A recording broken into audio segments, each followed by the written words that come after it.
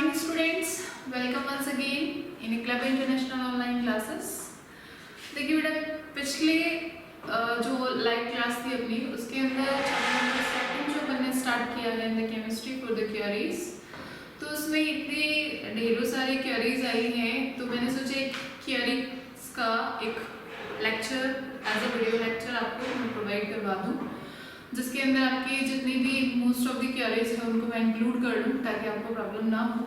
और बाकी अगर फिर भी इनके अंदर कुछ टॉपिक्स आपको क्लियर नहीं हो पाते हैं तो फिर आप लाइव क्लास के अंदर पूछ सकते हैं, क्योंकि अपन ने देखा था 6 to 7 टॉपिक्स आपके आए थे क्वेरी क्लास के अंदर, तो उसके अंदर से अपन ने अप्रॉक्सीमेट 2 या 3 टॉपिक्स को ही अपन उस टाइमिंग के अंदर क्लियर कर पाए।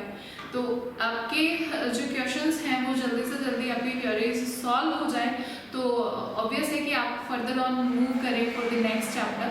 तो इसीलिए मैंने सोचा कि एक वीडियो लेक्चर आपको प्रोवाइड करवा दिया जाए फॉर द क्वेरीज। तो अगर बात करें क्वेरी की, तो आपने देखा था कि लाइव क्लास के अंदर जो क्वेरीज आई थी उसमें से मोस्ट प्रॉबेबली जो क्वेरीज अपन ने देखी थी वो कौन सी थी। एक तो पीएच स्केल वाली थी, दूसरी थी कि सॉल्ट का जो पीएच होता है वो किस पर डिपेंड करता है, किस तरह से अपन सॉल्ट को एसिडिक और बेसिक कह देते हैं। जैसे कि एक क्वेश्चन अराइज हुआ था, हर्षदा भूमिका ने किसी ने पूछा था कि जो आपका CuO होता है, कॉपर ऑक्साइड जो होता है वो बेसिकली क्या होता है, एक मेटल ऑक्साइड है जो कि कैसी नेचर शो करता है, बेसिक नेचर। ऑब्वियस है कि मेटल ऑक्साइड है तो बेसिक नेचर करेगा, लेकिन उसने क्वेश्चन ये पूछा है कि क्या हम उसको बेस बोल सकते हैं। देखिए, नेचर उसका बेसिक है बट आप उसको बेस नहीं बोल सकते, क्योंकि बेस की कुछ प्रॉपर्टीज होती है। OH- उसके अंदर होना चाहिए और उसकी जो प्रॉपर्टीज है, जैसे आयनिक कंपाउंड्स का फॉर्मेशन, अगर आयनाइजेशन होगा तो OH- वो रिलीज करना चाहिए।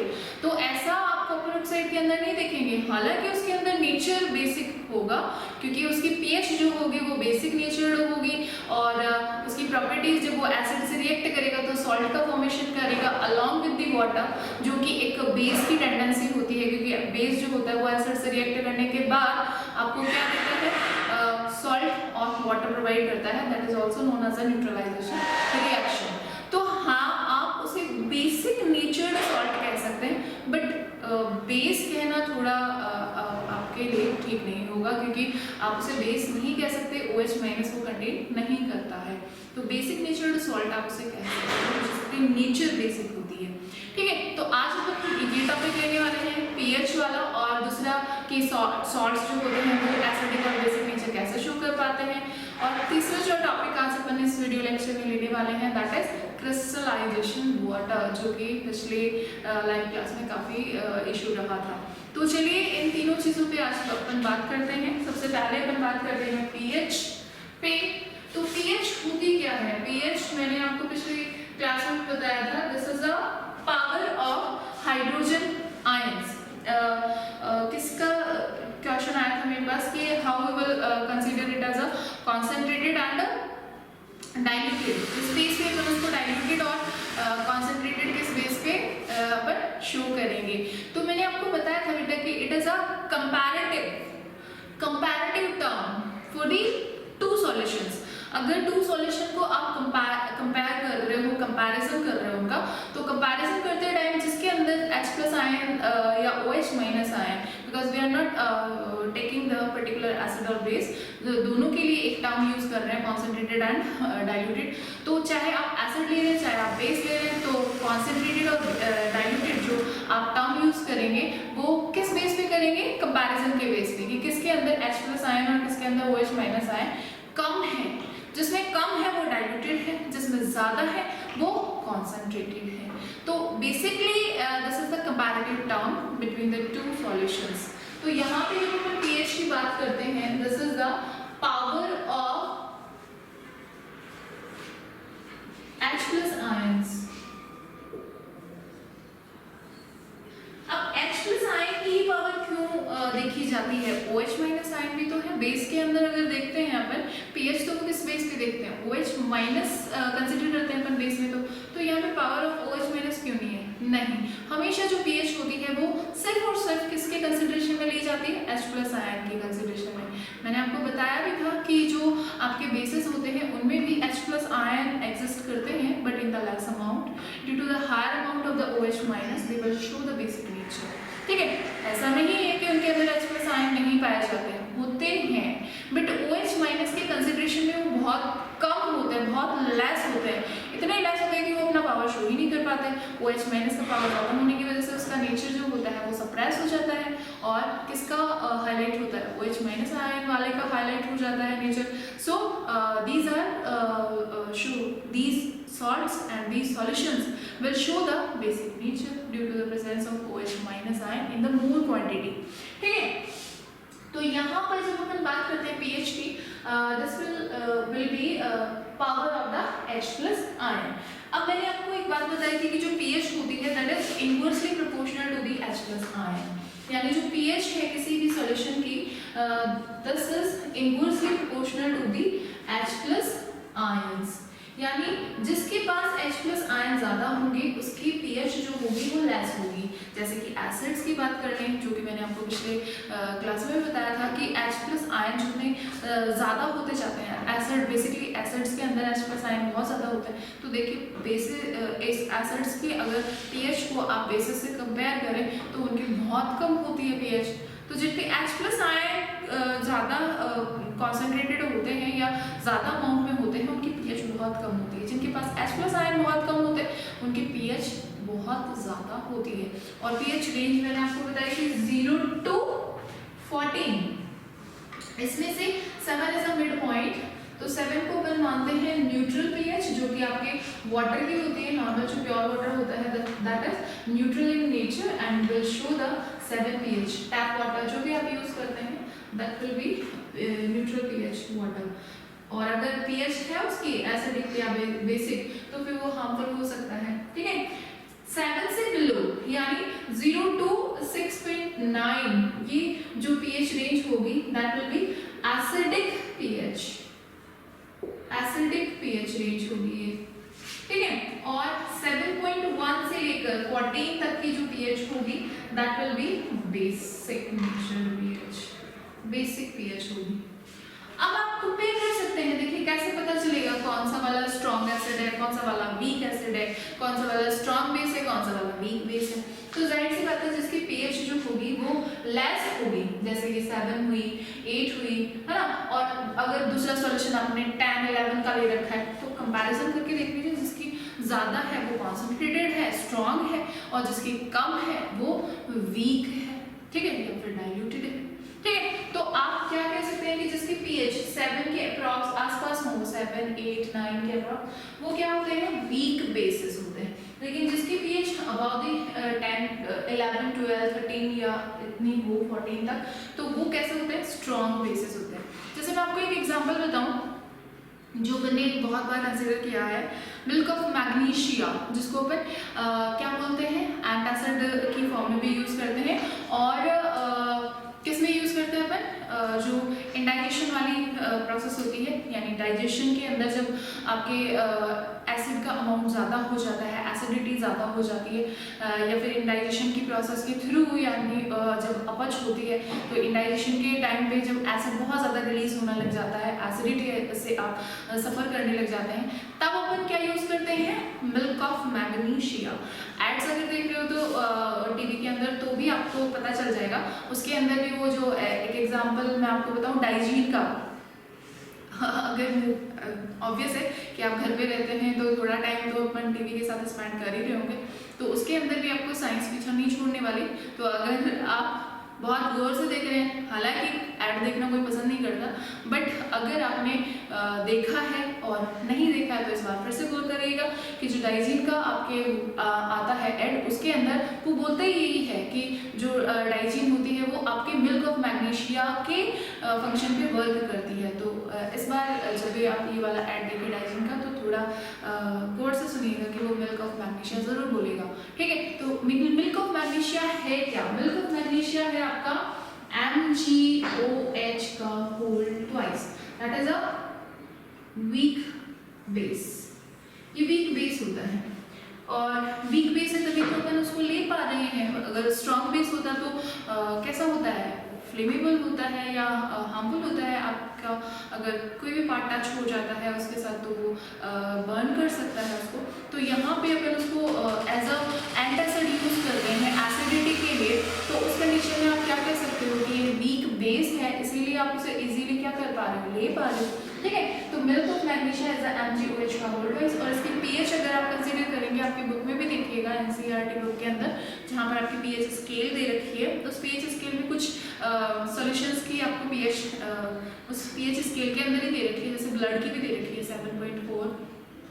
वहीं पर आपको आपके HCl की भी पीएच है, जो कि आपके डाइजेस्टिव एसिड के नाम से भी दी है इसको 1.2। उसी के अंदर आपको मिल्क ऑफ मैग्नीशिया की भी मिलेगी, अप्रॉक्स 10 के आसपास है। 10 पीएच होती है, 10.1 10.2 आप इसको मान सकते हैं। तो this is the pH of the milk of magnesia which will show you that it is a weak base. ठीक है, और वीक बेस होने की वजह से इसको एसिड को न्यूट्रलाइज करने के लिए आप यूज कर रहे होते हैं। तो basically this is the fact that we are using the milk of magnesia for the treating acidity. किसको ट्रीट करने के लिए यूज कर रहे होते हैं, एसिडिटी को ट्रीट करने के लिए यूज कर रहे होते हैं, क्योंकि ये न्यूट्रलाइज कर देता है आपके एसिड को, जो भी आपके इंडाइजेशन के टाइम पर बन रहा होता है। अब बात करें अगर पीएच के रिगार्डिंग के जो आपके सॉल्ट्स होते हैं उनकी पीएच क्या होती है। तो देखिए सॉल्ट जो होता है बेसिकली वो बनता कैसे है, सबसे पहले ये बात करें तो सॉल्ट का जो फॉर्मेशन होता है वो किस तरीके से होता है, बाय द न्यूट्रलाइजेशन रिएक्शन। तो सॉल्ट का फॉर्मेशन होता है एसिड और बेस के दोनों के आपस में रिएक्ट करने पर। ठीक है, तो जो आपका एसिड और बेस का रिएक्शन हो रहा होता है वो एसिड और बेस का रिएक्शन आपके चलता है न्यूट्रलाइजेशन रिएक्शन के लिए। तो न्यूट्रलाइज रिएक्शन क्यों कहा गया इसको, न्यूट्रलाइजेशन रिएक्शन इसलिए कहा गया क्योंकि acid will neutralise the effect of the base and base will neutralise the effect of the acid. Neutralise मतलब खत्म कर देगा, उसके इफेक्ट को खत्म कर देगा। लेकिन ये हर कंडीशन में नहीं होता है, या हर कंडीशन में अप्लाई नहीं कर सकते आप इसको। क्यों नहीं कर सकते, क्योंकि रीजन है। तो सॉरी यहाँ पे बहुत सारे रेड्स हो रखे हैं। देखिए strong acid plus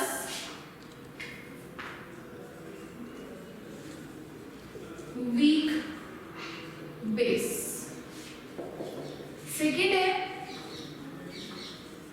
week acid is reacting with the strong base. Third condition आपकी क्या हो सकती है, दोनों स्ट्रॉन्ग हो सकते हैं। Strong acid plus strong base. And last one is weak acid plus weak base।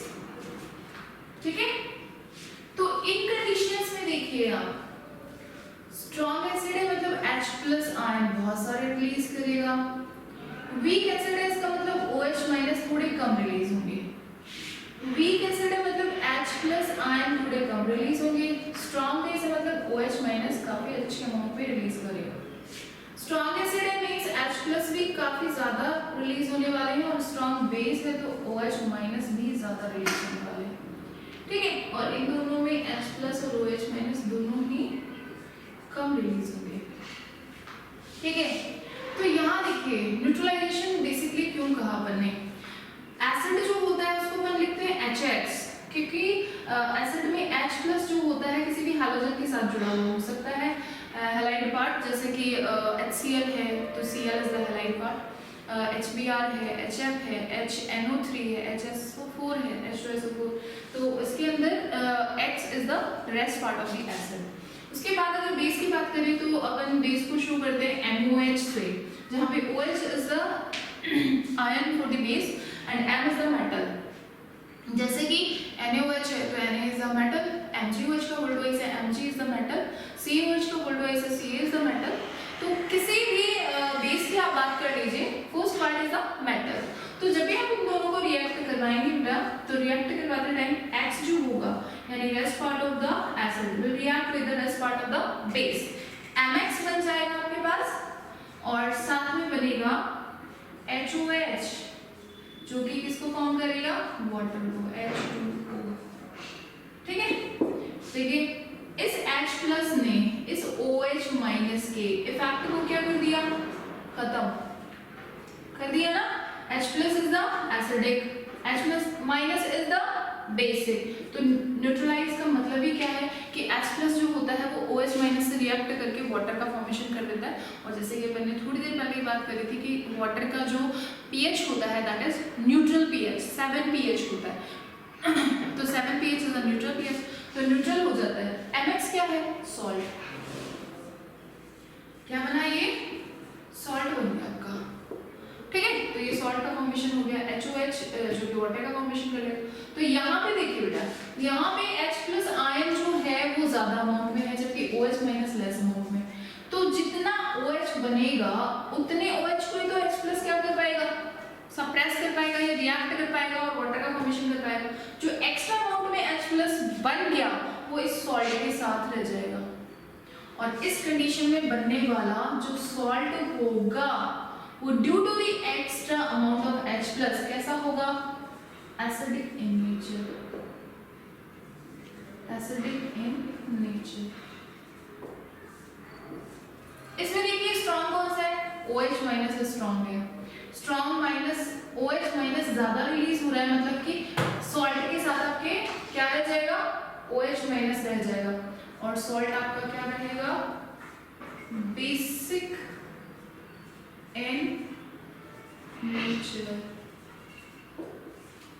ठीक है, इसमें देखिए जितने H प्लस बने उतने OH माइनस बन गए, मतलब सॉल्ट जो है वो क्या हो गया, न्यूट्रल।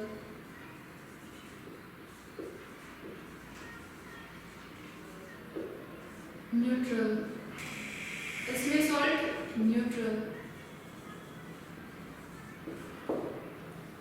देखिए ये कंडीशन है। तो इससे आप पता कर सकते हो इजीली कि आपका जो सॉल्ट बनेगा वो कैसा होगा। देखिए मैं आपको बताऊं एक एग्जांपल लेके।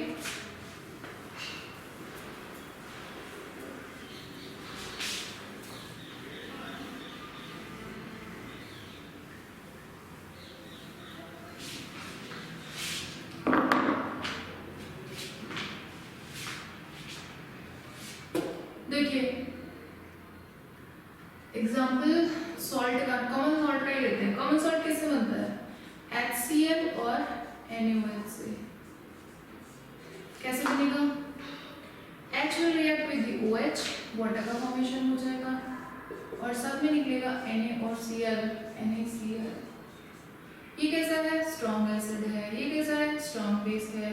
तो बनने वाला सॉल्ट कैसा होगा, न्यूट्रल। सॉल्ट क्या हो जाएगा, न्यूट्रल। लेकिन सोचिए कि एसिड जो है वो स्ट्रॉन्ग है लेकिन बेस जो आपने लिया वो वीक ले लिया। जैसे कि मैं लेती हूँ यहाँ पे H2SO4, this is a strong acid. If you are taking the weak base ammonium hydroxide ले लीजिए तो आपका जो फॉर्मूला बनेगा इसका वो बनेगा, देखिए फॉर्मेशन क्या होगा, H2 और OH रिएक्ट करेंगे तो यहाँ पर आपको 2 लेना पड़ेगा इसका H2, तो आपके पास बन जाएगा 2H2O, 2 मॉलिक्यूल्स बन जाएंगे वाटर के। ठीक है, और NH, देखिए फॉर्मूला कैसे बनेगा इसका, NH के ऊपर होता है आपका +1 चार्ज, SO4 के ऊपर होता है -2 चार्ज। तो आपका अमोनियम जो सल्फेट बनेगा दैट विल बी NH4 का होल ट्वाइस SO4, बैलेंस्ड है ऑलरेडी, बैलेंस करने की जरूरत नहीं है। ठीक है, NH2 था, ये देखिए ट्वाइस में आ गया SO4 2 2 और ये बैलेंस्ड। ठीक है, अब बताइए कि ये सॉल्ट जो बनाना है अमोनियम सल्फेट, उसका नेचर क्या होगा, उसका नेचर क्या होगा। तो सॉल्ट जो बना है उसके एसिड और बेस का नेचर पता कर लीजिए, इसका पता चल जाएगा। ये स्ट्रॉन्ग एसिड, ये वीक बेस तो सॉल्ट बन गया आपका, स्ट्रॉन्ग जो है उसी की नेचर आएगी, तो आपका एसिडिक सॉल्ट हो जाएगी, एसिडिक नेचर्ड सॉल्ट। सॉल्ट का नेचर कैसा है यहाँ पे, एसिडिक नेचर्ड हो गया। ऐसे बेसिक नेचर का देखो कैसे बनाएंगे। वीक बेस ले लीजिए, वीक एसिड ले लीजिए, वीक एसिड लेकर और स्ट्रॉन्ग बेस ले लो, NaOH ले लीजिए। NaOH is a strong base. React कर पाओगे, H और OH ये निकल जाएंगे किसमें, वाटर के फॉर्म में, और आपके बनेगा CH3COONA, सोडियम एसिटेट। ठीक है, तो ये क्या हो गया आपका बेसिक नेचर्ड सॉल्ट। कई बार क्या पूछ लेता है, सॉल्ट का फॉर्मूला दे देता है आपको और पूछ लेता है कि बताइए कौन से एसिड और कौन से बेस से मिलकर बना हुआ है। ठीक है, कैसे बनाएंगे, कैसे बनाएंगे, एसिड और बेस कैसे आइडेंटिफाई करेंगे कि किस वाले एसिड और किस वाले बेस से मिलकर बना हुआ है। देखिए मैं आपको बताती हूँ, कोई भी फॉर्मूला ले लीजिए सॉल्ट का, जैसे अपन ने लिया CuSO4 सॉल्ट है। अब आपको पता होना चाहिए कि CuSO4 के अंदर Cu जो है वो पॉजिटिव है और SO4 जो है वो नेगेटिव है, ये तो पता ही है। अगर Cu4 पॉजिटिव है तो ये किससे जुड़ेगा, OH- से, और ये अगर नेगेटिव है तो ये किससे जुड़ेगा, H+ से। यानी हमेशा सॉल्ट में जो आगे वाला पॉजिटिव पार्ट होता है वो बनाता है बेस, और जो पीछे वाला पार्ट होता है जो नेगेटिव होता है वो बनाता है एसिड। तो बना लीजिए, इसका बन गया CuOH का होल ट्वाइस, ये तो हो गया बेस आपका, और एसिड क्या हो गया आपके पास, H2SO4। अब बताइए इसका नेचर एसिडिक, क्योंकि ये स्ट्रॉन्ग एसिड है और ये वीक बेस है।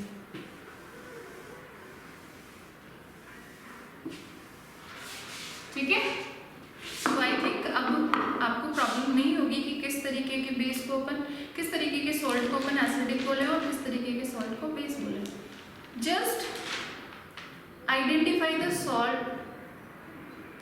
Acid and base of the salt, और उसके बाद उसको क्लियरिफाई कर दें, जो ज़्यादा स्ट्रॉन्ग है उसका नेचर बता दें। लास्ट टॉपिक लेते हैं, थर्ड वन, क्रिस्टलाइजेशन वाटर। देखिए क्या है क्रिस्टलाइजेशन वाटर। ज़्यादातर क्रिस्टल के अंदर ये नहीं पाया जाता, लेकिन सम क्रिस्टल्स हैव वाटर यूनिट्स। कुछ क्रिस्टल्स के अंदर आपको उसके फॉर्मूला यूनिट में वाटर मॉलिक्यूल्स मिलेंगे, तो वो जो वाटर मॉलिक्यूल एग्जिस्ट कर रहे हैं ना उसके फॉर्मूला यूनिट में, वो वाटर मॉलिक्यूल्स उसके क्या हैं, क्रिस्टलाइजेशन वाटर है। क्या है वो, क्रिस्टलाइजेशन वाटर है। तो क्या है basically crystallisation water, water molecules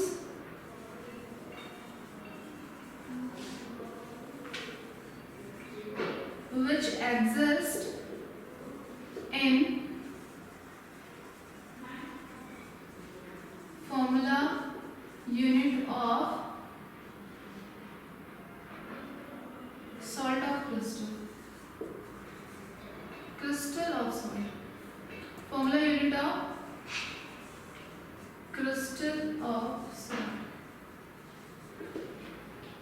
किसी भी सॉल्ट के क्रिस्टल में उसके फॉर्मूला यूनिट में जितने वाटर मॉलिक्यूल एग्जिस्ट कर रहे होते हैं, these are known as a crystallisation water. Example मैं आपको बताऊं, CuSO4.5H2O कॉपर सल्फेट का सॉल्यूशन, जो सॉल्यूशन या क्रिस्टल जो बनता है उसमें 5 वाटर मॉलिक्यूल्स होते हैं उस क्रिस्टल में, तो these 5 molecules are known as a crystallisation water. ऐसे ही आपका जो वॉशिंग सोडा होता है Na2CO3.10H2O, तो इसमें 10 क्या है, क्रिस्टलाइजेशन वाटर। ऐसे ही आपका जिप्सम जो होता है CaSO4.2H2O, this 2 water molecules are known as a crystallization water। CaSO4.5H2O, this is the formula for the POP, plaster of Paris। This half molecule is known as a crystallisation water. और इसके लिए एक activity भी दी हुई है आपको। उस activity में आई थिंक कॉपर सल्फेट के ब्लू क्रिस्टल्स को डाला हुआ है और उसको हीट किया जा रहा है। और हीट करने पर आप देखेंगे उसके अंदर कि 5 droplets you can see in the test tube. तो वो 5 ड्रॉपलेट्स 5 वाटर मॉलिक्यूल्स को वहाँ पर इंडिकेट करती है, बताती है कि जो आप कॉपर ले रहे हैं उसमें वो जो 5 वाटर मॉलिक्यूल्स हैं वो आपके ड्रॉपलेट्स के फॉर्म में आपको दिखाई दे जाते हैं। और उसका ऑब्जर्वेशन जब आप करते हैं तो आप देखेंगे कि हीट करने के बाद जो कॉपर होता है, कॉपर सल्फेट जो होता है, वो ब्लू कलर से किस कलर में आ जाता है, व्हाइटिश कलर में आ जाता है, व्हाइट कलर दे देता है। तो वो व्हाइट कलर क्यों दे रहा है? इस वाटर को लूज करने की वजह से। यानी जो क्रिस्टलाइजेशन वाटर है जैसे ही लूज करेगा ये डीकलराइज्ड हो जाएगा। कैसे पता चला कि डीकलराइज्ड? वाटर को रिलीज करने पर ही हुआ। तो आप जैसे ही वापस से उसमें 1 to 2 ड्रॉपलेट्स वाटर की ऐड करते हैं, क्योंकि वो रिलीज कर चुका पहले से वेपर फॉर्म में, तो उस वेपर फॉर्म के रिलीज हो जाने के बाद वो डीकलराइज्ड हो जाएगा, व्हाइटिश कलर का हो जाएगा। लेकिन जैसे आप 1 to 2 ड्रॉपलेट्स उसके अंदर फिर से ऐड करेंगे, तो जैसे ही ऐड करेंगे वैसे ही वो फिर से ब्लू कलर शो करने लग जाएगा। मीन्स वापस से उसने वो क्रिस्टलाइजेशन वाटर उसने गेन कर लिया और गेन करने के बाद उसने वापस से ब्लू कलर शो कर दिया। तो basically we can say that copper sulphate is losing the crystallization water, and due to the losing of this crystallization water it is decolorized, means it is forming blue to white color crystal. If we are adding water again to it, then it is taking the crystallization water, and due to the taking of crystallization water it again turns white to blue color. तो ये आपका इस पूरी activity का explanation हो जाएगा। ठीक है, तो ये हुआ आपका पूरा तो नहीं हुआ है क्योंकि उसमें तो 5 to 6 टॉपिक्स थे कि ये आपको फिर से एक्सप्लेन करने। तो मेरे हिसाब से आपका पीएच और सॉल्ट का पीएच किस तरह से डिटरमाइन करते हैं और क्रिस्टलाइजेशन वाटर, ये 3 टॉपिक्स आई होप कि आपको अब रिवाइज हो गए होंगे, अंडरस्टूड हो गए होंगे। और अभी भी अगर इनके अंदर कुछ प्रॉब्लम है तो फिर वो अपन लाइव क्लास के अंदर उनको लेंगे। और एक वीडियो लेक्चर और मैं डालूंगी जो बचे हुए जो टॉपिक्स हैं कुछ बच्चों के जो उन्होंने भेजे हैं लेकिन आज अपन उनको कंसिडर नहीं कर पाए। ये जो मैंने टॉपिक्स लिए हैं 1 2 3 वो पहले वो वाले टॉपिक्स लिए हैं जो मैक्सिमम स्टूडेंट्स के आ रहे थे कि ये एक्सप्लेन करिए। तो मैक्सिमम स्टूडेंट्स की क्वेरीज को आज अपन ने लिया है और कुछ जो क्वेरीज बची हुई हैं वो पर्टिकुलर 4 to 5 स्टूडेंट्स की हैं, तो उसका भी अपन एक video lecture as a revision मैं आपको डाल दूँगी। तो आज के लिए इतना ही। Have you great day and thank you.